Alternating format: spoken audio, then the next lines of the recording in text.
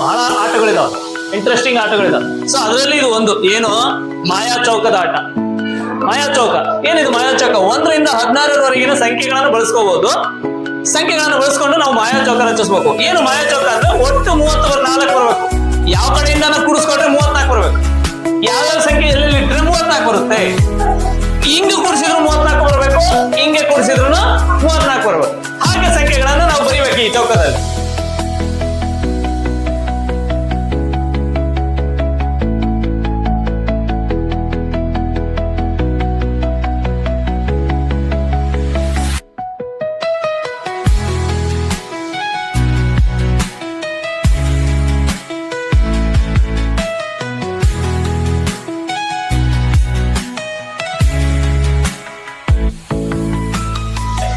ಇಲ್ಲ ನೀವು ಪ್ರಯತ್ನ ಪಟ್ರ ಅದು ಉತ್ತರ ಬರೀಲ್ಲ. ನಾಳೆ ನೀವು ಇದನ್ನ ಮನೇಲಿ ಪ್ರಾಕ್ಟೀಸ್ ಮಾಡ್ಕೊಳ್ರಿ, ನೋಡ್ರಿ, ಟ್ರೈ ಮಾಡಿ ಬಂದ್ ಬರೀರಿ. ಓಕೆನಾ? ಮಾಡ್ತೀರಾ?